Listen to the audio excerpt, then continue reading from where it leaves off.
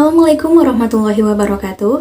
Nama saya Siti Husnul Khotimah, NPM 2021010124, Prodi Hukum Keluarga dari kelas E. Di sini saya akan mempresentasikan materi yang telah diberikan Bapak Hervin kepada kami dengan judul Sumber Hukum Islam.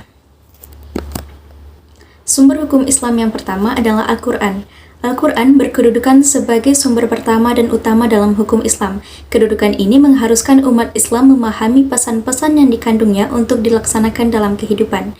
Hal tersebut juga diperlukan sebagai upaya mengatur perilaku manusia, baik yang berhubungan dengan manusia ataupun makhluk yang lainnya secara horizontal. Demikian pula seluruh persoalan yang berkaitan dengan hukum, meski dicari jawabannya terlebih dahulu dari petunjuk yang terkandung di dalam Al-Quran.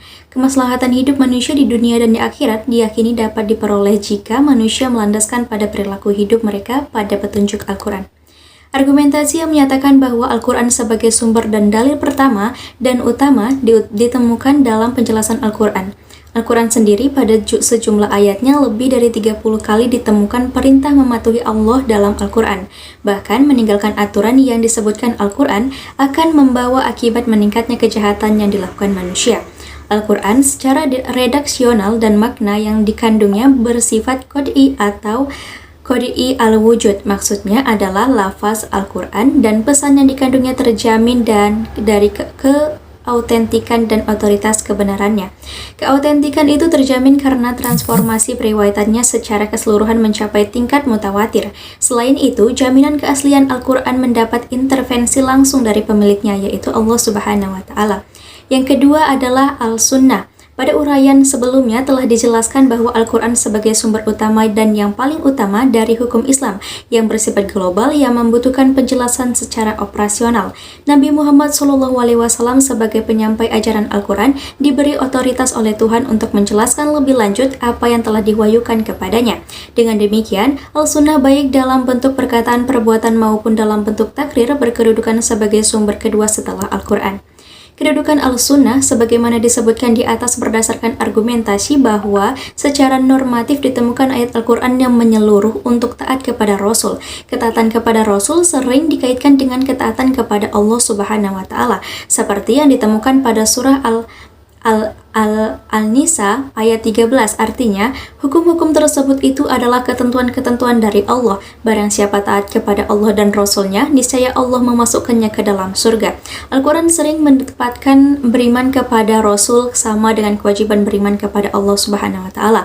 Disebutkan dalam surah Al-A'raf ayat 158, penegasan Al-Quran juga menyebutkan bahwa perbuatan Rasul berdasarkan wahyu yang diturunkan kepadanya, seperti yang disebutkan dalam surah An-Najm ayat 3 yang artinya, dan tidaklah diucapkannya itu Al-Quran menurut kemauan hawa nafsunya. Yang ketiga adalah akal dan proyeksi ijtihad. Yang pertama adalah pengertian akal. Akal menurut Al-Quran lebih khususnya menurut pengertian pra-Islam yaitu bahwa memerhatikan alam sekitarnya dengan otak, yang dimana otaknya adalah organ tubuh akal. Artinya, akal itu sendiri terdapat di dalam otak seseorang yang digunakan untuk berpikir, dan berdasarkan pemikiran itu maka lahirlah suatu ide atau gagasan mengenai suatu masalah yang dipikirkan. Sebagaimana telah kita ketahui bahwa Allah Subhanahu wa Ta'ala menciptakan manusia berbeda berdasarkan akalnya dengan makhluk hidup lainnya seperti hewan dan tumbuhan.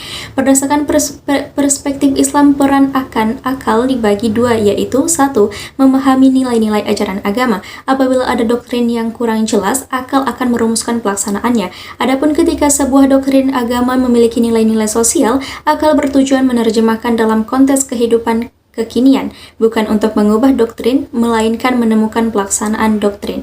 Kedua, akal bertugas memilih dan menyeleksi doktrin agama. Terkadang ada doktrin agama yang temporer atau madaniyah dan doktrin agama yang selalu kontemporer atau makiyah.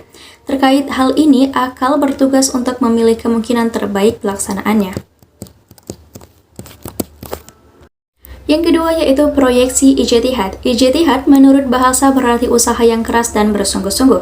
Sedangkan pengertiannya dari segi istilah, ijtihad adalah berusaha menempatkan hukum terhadap masalah yang belum ada ketetapan hukumnya dalam Al-Quran dan hadis, yang dilakukan dengan cara cermat dan pikiran yang murni serta berpedoman pada aturan penetapan hukum yang benar. Rujukan ijtihad tetap pada Al-Quran dan hadis, dalam arti bahwa menetapkan hukum ijtihad tidak boleh bertentangan dengan ayat-ayat Al-Quran atau ajaran Rasulullah Shallallahu Alaihi Wasallam. Orang-orang yang berijtihad disebut mujtahid. Antara mujtahid yang satu dengan mujtahid yang lainnya dalam menetapkan perkara yang belum ada ketentuan hukumnya dalam Al-Quran mungkin akan berbeda dalam memberikan penetapan hukum. Ada pendapat yang satu benar dan yang lain menjadi salah. Hal ini akan menjadi penilaian yang memengaruhi hukum. Ijtihad menjadi sumber hukum Islam yang ketiga, boleh dilakukan oleh siapa saja yang memiliki persyaratan minimal seperti memahami mafhum ayat atau hadis, memiliki atau menguasai ilmu alat atau seperti nahwu, sorof, mengetahui latar belakang suatu ayat atau hadis, luas pemahamannya terhadap pengetahuan Islam, memiliki loyalitas yang tinggi terhadap agama, dan lain-lain. Ijtihad diterapkan dengan beberapa cara, antara lain ijma dan qiyas. Ijma adalah kesepakatan para mujtahid pada suatu masa setelah Rasulullah wafat terhadap suatu masalah. Sedangkan qiyas adalah menetapkan hukum dengan cara menghubungkan suatu perkara yang sudah ada ketetapan hukumnya terhadap masalah lain yang dihadapi dan belum ada ketetapan hukumnya, sedang antara keduanya sama-sama memiliki sebab yang bisa disepadankan. Itulah beberapa materi yang dapat saya sampaikan. Kurang dan lebihnya saya mohon maaf. Wabillahi taufiq wal hidayah. Wassalamualaikum warahmatullahi wabarakatuh.